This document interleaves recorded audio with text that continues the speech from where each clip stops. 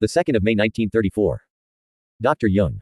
Ladies and gentlemen, I made up my mind to give you a seminar about Zarathustra as you wished, but the responsibility is on your heads. If you think that Zarathustra is easier than those visions, you are badly mistaken. It is a hell of a confusion and extraordinarily difficult. When I broke my head over certain problems, it will be very hard to elucidate this work from a psychological angle. However, we will try to do our best, but you must cooperate. I think, concerning the technique, that it will be best to go through the chapters from the beginning, and I am afraid it will take us far more than one term to plow through the whole thing. It is considerably longer than the visions we have been working on, but we can stop any time you wish. Perhaps you will get sick of it in the long run, but I would not know any other way of dealing with it. You know, these chapters of Zarathustra are sort of sermons in verse, but they have some analogy with the visions inasmuch as they are also evolutionary incidents. They form a string of experiences and events, manifestations of the unconscious, often a directly visionary character, and therefore it is probably recommendable to follow the same technique in the analysis which we have applied to the visions. There are certain chapters which consist of or start from visions, or are comments on visions or dreams Nietzsche had, and other chapters are sermons spoken by Zarathustra. Now Zarathustra is by no means a merely metaphorical or poetical figure invented by the author himself. He once wrote to his sister that Zarathustra had already appeared to him in a dream when he was a boy. Then I found an allusion to the peculiar fact that Nietzsche as a young man studied in Leipzig, where there is a funny kind of Persian sect, the so-called Mazdaznan sect, and their prophet is a man who calls himself El-Hanish. But that man is said to be a German from the blessed land of Saxony named Hainish, a well-known Saxon name. As a matter of fact, the professor of Oriental languages here told me that when he was studying Persian in Leipzig, this man was in the same seminar. He is certainly not the originator of that Mazdaznan sect, it is of older origin. They took over certain Persian ideas from the Zendavesta, particularly the hygienic rules which they applied in a more or less mechanical way, accompanied by metaphysical teaching also taken from the Zendavesta, which, as you know, is a collection of the sacred books of the Zoroastrian belief. It has been assumed that Nietzsche became acquainted with certain members of that sect and thus got some notion about Zarathustra or the Zoroastrian traditions. Personally, however, I don't believe this. He would never have gotten a very high idea of Zarathustra through their representations. Nietzsche was a well-read man, in many ways very learned, so it is quite probable or even certain, that he must have made some special studies along the line of the Zendavesta, a great part of which was already translated in his days. There is now a good German translation, and an English one in the series of the Sacred Books of the East. It consists of books of very different periods, the earliest of which, the Yasna, includes the so-called Gathas, sermons in verse. These are called the verse sermons of Zarathustra and are written in a special dialect of Old Iranian, as they are very archaic, the oldest of all. It is assumed that they really go back to the time of Zarathustra. And these would form the model for the verse sermons of Nietzsche's Zarathustra. We must go a little into the history of that Zoroastrian belief because it plays a certain role in the symbolism of the book. Zarathustra is almost a legendary figure, yet there are certain notions about him which prove that he must have been a real person who lived in a remote age. It is not possible to place him exactly either geographically or chronologically, but he must have lived between the 7th and 9th centuries BC. Probably in northwestern Persia. He taught chiefly at the court of a king or prince named Vishtaspa. The Greek form of this name is Hystaspes, which you may remember was the name of the father of Darius I. The story says that Zarathustra first became acquainted with the two ministers at the court of Vishtaspa, and through them with the noble queen whom he converted, and then through her he converted the king. This is psychologically a very ordinary proceeding, it usually happens that way. One of the most successful propagandists of early Christianity in high circles was the Pope Damasus I, whose nickname was Matronarum Oroscalpius, meaning the one who tickles the ears of the noble ladies. He used to convert the nobility of Rome through the ladies of the noble families. So this is probably a historic detail in the life of Zarathustra.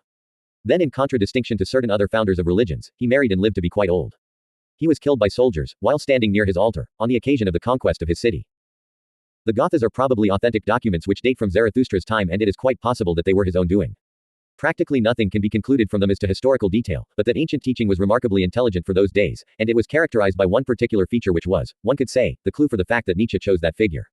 In fact, Nietzsche himself says that he chose Zarathustra because he was the inventor of the contrast of good and evil. His teaching was the cosmic struggle between the powers of light and darkness, and he it was who perpetuated this eternal conflict. And in the course of time Zarathustra had to come back again in order to mend that invention, in order to reconcile the good and evil which he separated in that remote age for the first time. 6. It is true that one would not be able to indicate any thinker earlier than Zarathustra who stressed the contrast between good and evil as a main principle. The whole Zoroastrian religion is based upon this conflict. The dogmatic teaching is that in the beginning there was one all-wise and all-powerful God called Mazda, which means simply the wise one, something like Layats with the attribute of Ahura. Ahura is the Iranian version of the Sanskrit word Asura, which is the name of the spiritual god in the oldest parts of the Rigveda. You know the Rigveda is a collection of poems or hymns, part of the sacred literature of the Hindus, which goes back to an extremely remote age, perhaps to the time of the primitive Aryan invaders of India. One of the oldest parts contains the so-called frog songs of the priests, and they are supposed to date back to 5000 BC. Though I don't know whether that estimate is correct. 7. In those old frog songs, as I have told you, the priests in their rain charms identified themselves with the frogs. When there was a drought the priests sang the frog songs as if it had rained. They imitated the frogs as they sing after the rain, because they feel well then in their ponds, but when there is no water there is nothing to sing about. As primitives also, in order to produce rain, imitate the fall of raindrops, or they sprinkle blood or milk, or they whistle, imitating the sound of the wind that brings clouds. This Asura is the highest god, and he is different from the concept of the Deva. Deva or devs, the plural, is the root word from which, for instance, Zeus is derived, and Deus, and Zoo, and from that our word Tuesday. 8. The devs are the shining gods of the day, of the clear blue sky, of things visible in the daylight, while Asura is a god within, a god of chiefly spiritual and moral character. Now in the later development, in the later parts of the Rigveda, Asura disintegrated into a multitude of Asuras, and they are demons of a definitely evil nature. And you find the same thing happening with the devs in Persia. The Zoroastrians had that concept of Asura, the highest god, that very ancient idea of the Rigveda, and they chose the name in the Persian form, Ahura, as an attribute for Mazda, so their god was called Ahura Mazda. Ahura Mazda, the greatest god, the wise man, is generally supposed to be Zarathustra's creation, and he came to that formulation probably through inner experiences of which his story tells. These experiences are called in the old literature, meetings and questionings, that is, he met Ahura Mazda, or his spoken word called Vohumano, meaning the good attitude. The German word for Vohumano would be, die gute Gesinnung, the good attitude, a good intention, a good word, the right word. We could easily translate it, with no particular philosophical difficulty, by the Christian concept of the Logos. The spoken word represents God in the incarnated form, the Logos is incarnated in Christ would be the exact counterpart of Vohumano. One finds the same concept in Islam in the mystical Sufi sect, where Allah, because he is unnameable, ineffable, and therefore formless, appears in tangible form in Cheater, the green one, who is called the first angel of Allah, the word, the face of Allah. The angel of the face is a similar conception in the Old Testament, a sort of tangible representation of an absolutely intangible and indefinable deity. 9. So Ahura Mazda, or Vohumano, became experiences to Zarathustra, the so-called meetings and questionings. He had, I think, 7 meetings with the good spirit of the god Ahura Mazda. There is also a bad spirit of which we shall talk presently. He received the revelation, he was taught the truth by that spirit. I mention that now because it is a parallel to Nietzsche's Zarathustra. The name Zarathustra in Persian is written Zarathustra. Ustra is typically Persian and it means camel. There is a family story about him and all the names in his family have to do with mares and stallions, horses and cattle, camels, etc., showing that they are quite native and that he belonged to a sort of cattle people. Also his idea of a perfect reward in heaven was exceedingly archaic. He himself hoped that after a life full of merit he would be rewarded in the land of the hereafter by the good gift of 1 stallion and 12 mares, as well as by the possession of a perfectly youthful and beautiful body. One finds very similar ideas in Islam still. The Greek version of the name Zarathustra is Zoroaster. But the Greeks knew practically nothing of his teaching, to them he was a great sorcerer and astrologer, anything that went under Zoroaster's name was magic and black arts. Now, besides the manifestation of God in the spoken word or in the good intention of the Vohumano, there is the corresponding dark manifestation, the evil spirit, Angro Mainyush. He was later called Ahuman, and Ahura Mazda was called Ormazd. These two spirits, Vohumano and Angro Mainyush, were together in the original Ahura Mazda, showing that in the beginning there was no separation of good and evil. But after a while they began to quarrel with each other, and a fight ensued, and then the creation of the world became necessary. So Ahura Mazda created the world, but he was so upset by it that for 6,000 years he did not know what to do, and then Angro Mainyush broke into his creation and spoiled the whole show. And since then there is hell to pay, because all the light got lost in that darkness, and the hosts of devils he brought into this world are now to be combated. For he had one great success right in the beginning, he succeeded in converting the devs to his convictions and so they became devils. Devils comes from devs of course just as Ahura became Ahuras, many devils. So the original beautiful gods of the day, the gods of the visible things, beauty and harmony, became evil and nocturnal demons and formed the main body of evil forces, just as the old Germanic gods became storm devils and all sorts of evil spirits when they were dethroned by Christianity. So there was a perpetual fight between Vohumano and the hosts of evil led by Angro Mainyush. What Ahura Mazda is doing in the end is not quite visible or understandable. He is of course supposed to be on the side of the good. He is with his good spirit, but whether he is with his bad spirit too is not clear. It is the same awkward situation that we have in Christianity, where we are also not quite sure what the relationship is between God and the devil. Is it a co-dominion with God, or what is it?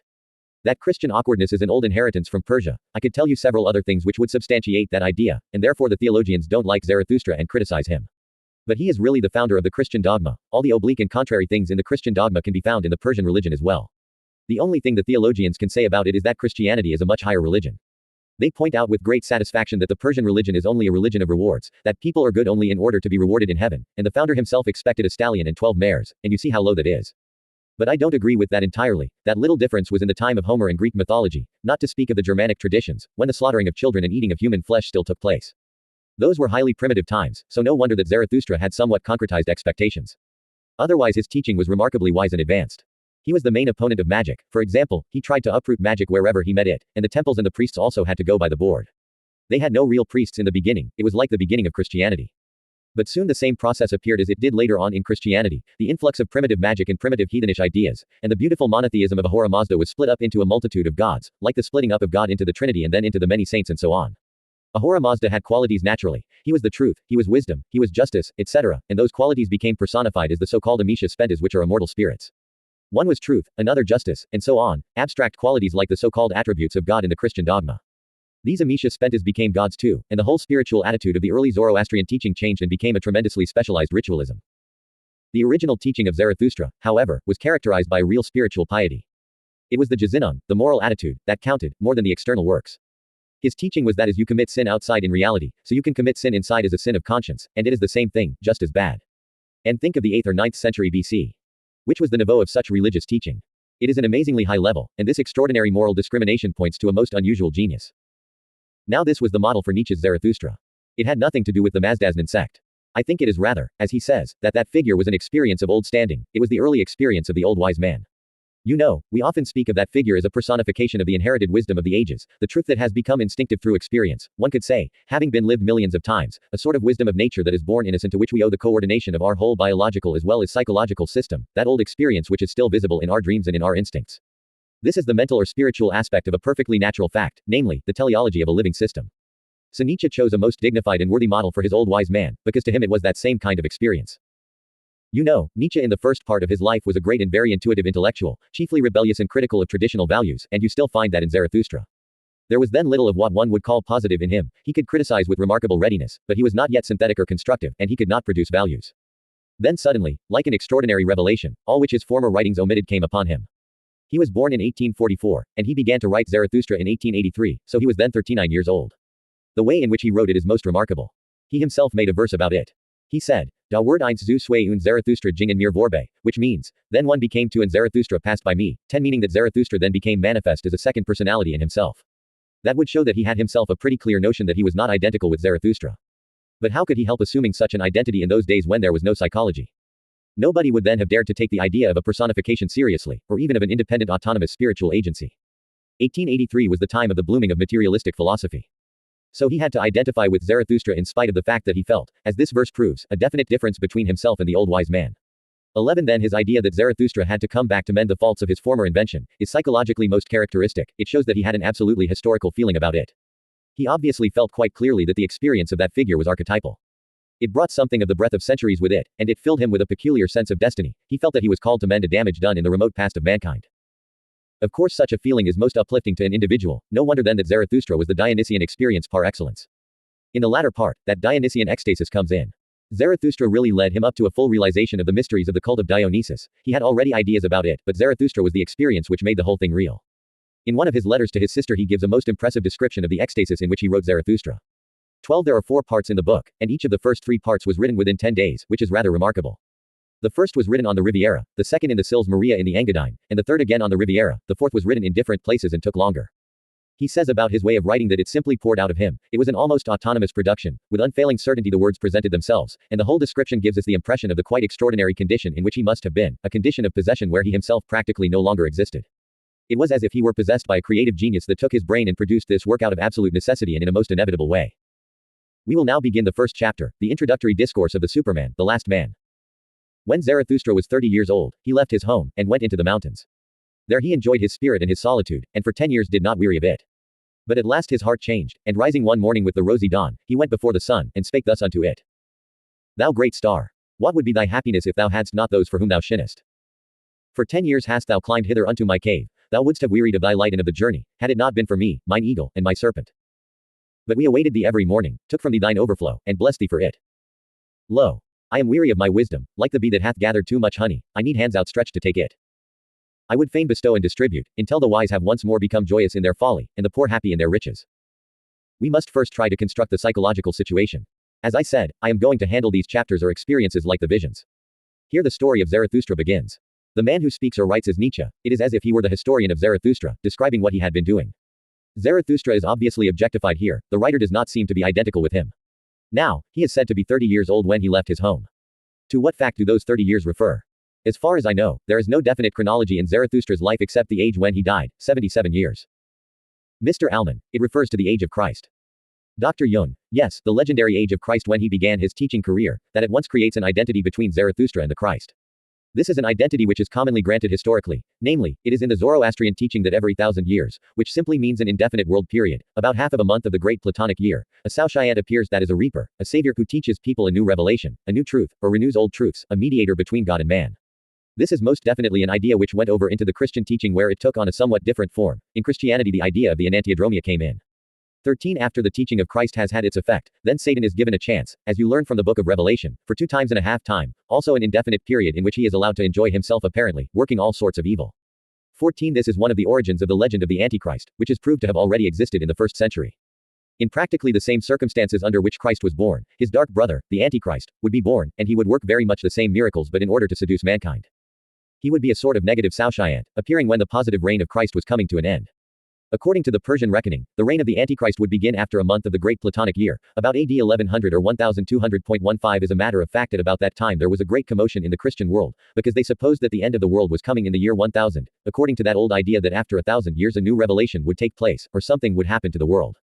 But apparently nothing happened. It is true, however, that in those times the power of the church reached its apex and the worldly powers were practically subdued. Then soon after, they began to rise again and the church was on its decline, and that continued, its worst blow being at about the beginning of the 16th century, when the schism within the church occurred, Protestantism. Now this idea of the Saoshyant of course also entered the mind of Nietzsche. His Zarathustra is a Saoshyant who comes after the 1,000 years are once more fulfilled, of course not quite, but a peu près.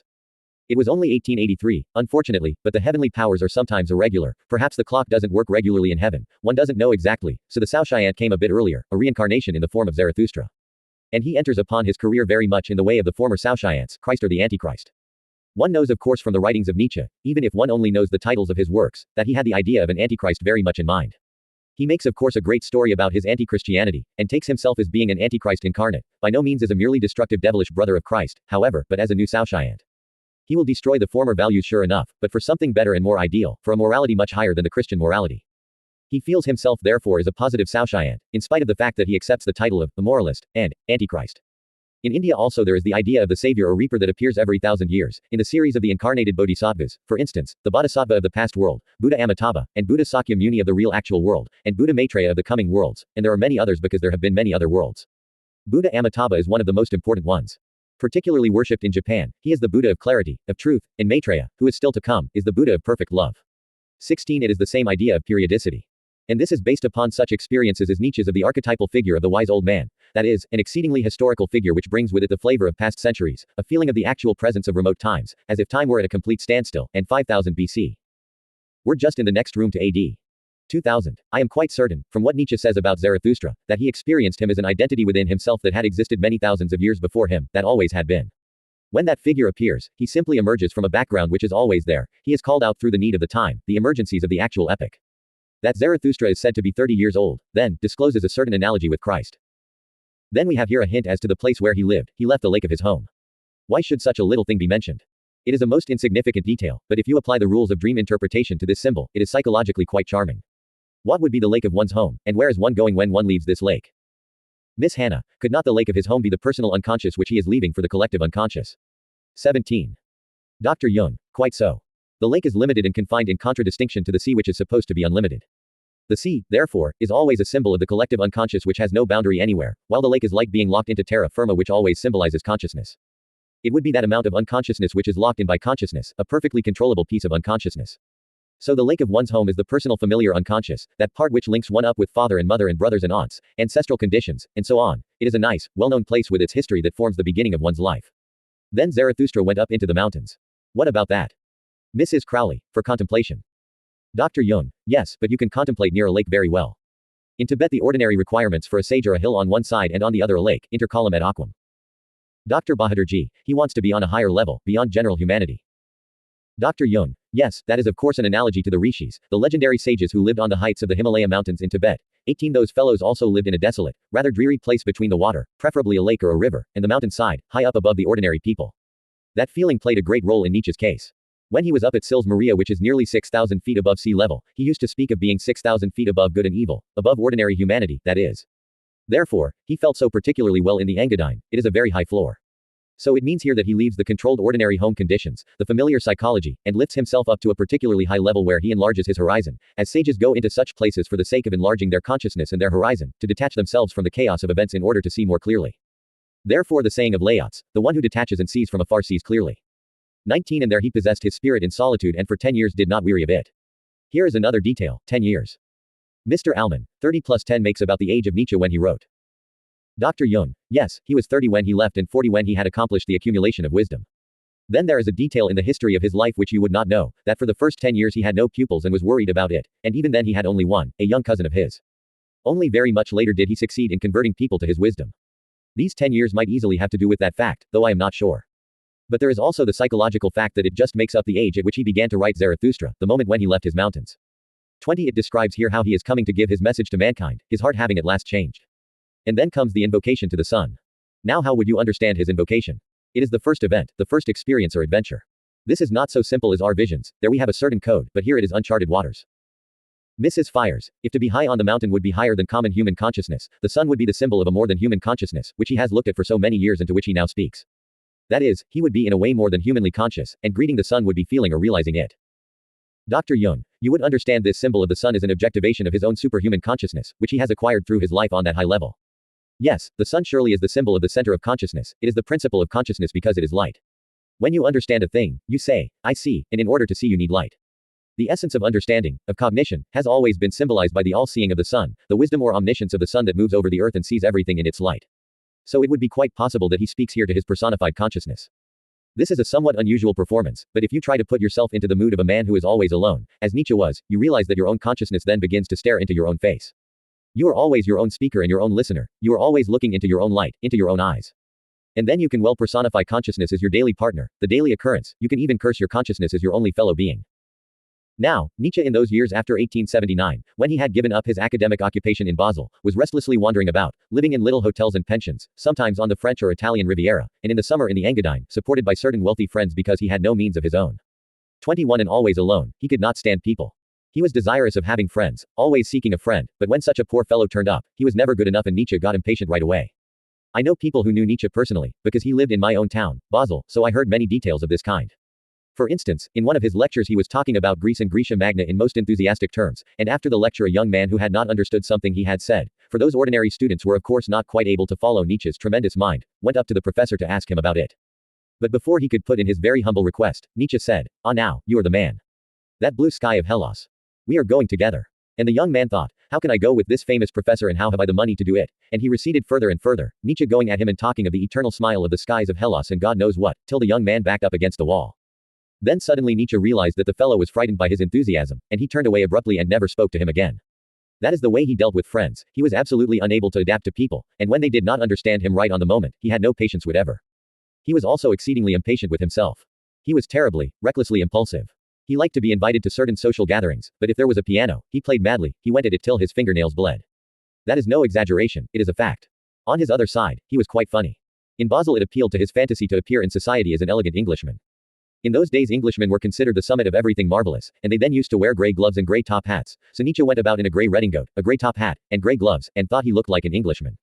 And with that mustache. We must know about these contrasts in order to understand the language of Zarathustra. We may suppose, then, that this sun he is talking to is really the great light that he received and talked to every day, which is of course the great clarity of his lonely consciousness.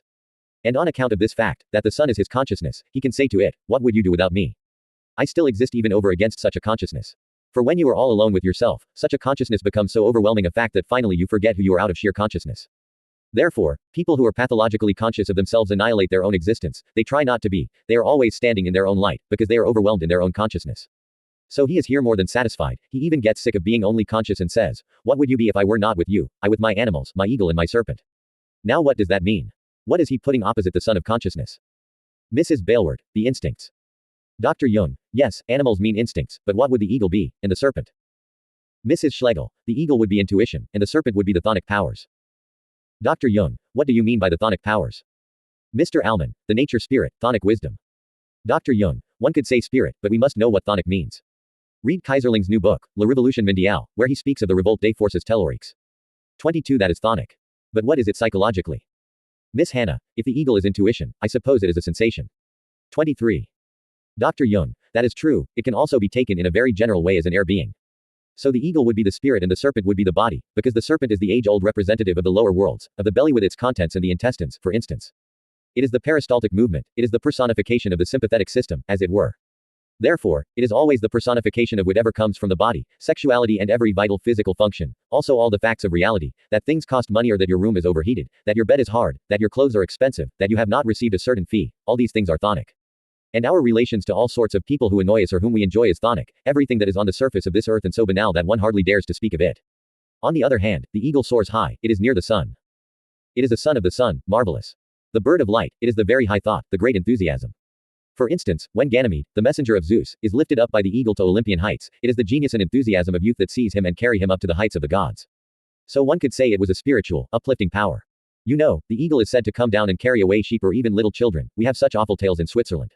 That is what the spirit can do. Spiritual excitement, spiritual enthusiasm. Suddenly, after having hovered over a crowd for a while, the spirit picks somebody out and lifts him on high. And the serpent would be la force terrestre. Now what does it mean that, when confronted by his consciousness, of which he is wearying, these two symbolic animals appear at his side? You remember they are often with him in the book.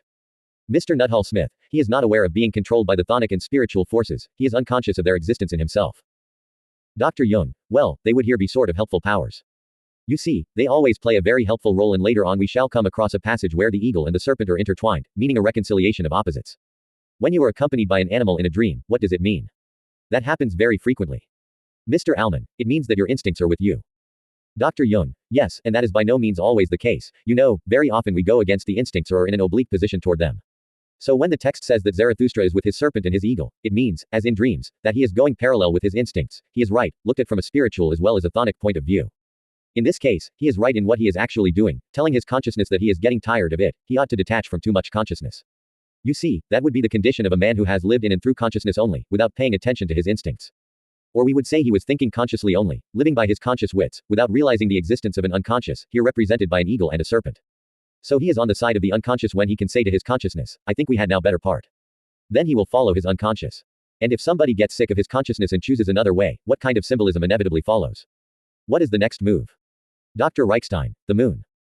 Mr. Nuttall Smith, the going down. Dr. Jung, yes, the going down, the setting. When you say goodbye to the sun, naturally the sun sets or you set or both set, it is a going down into the dark night. The moon is all right, you see. So the work of Zarathustra begins with the idea of his setting like the sun, Der Untergang Zarathustras. Then he necessarily comes down into what? Mr. Alman, into the world of ordinary humanity, of collectivity. Dr. Jung, well, it is quite certain that when he leaves the sun of consciousness, he will come to some form of the unconscious. The question is now, of course, will the unconscious then be projected, or will it be in forma pura? If in its pure form it will not be projected, he will then enter the unconscious. That would be the night sea journey. 24. So as you say, it is the descent into the ordinary world in which unconsciousness is the ruling factor, for consciousness in the ordinary world plays a very small part, it is chiefly instinctive. But we would not be able to say whether he would descend into the pure or the projected unconscious if it were not for the passage we have read as to his intention. He is going to human beings, to mankind. And there, the text says, he is going to teach the wise ones among men, and the poor ones. Until the wise have once more become joyous in their folly, and the poor happy in their riches. So what would he teach? Mrs. Crowley, the opposites.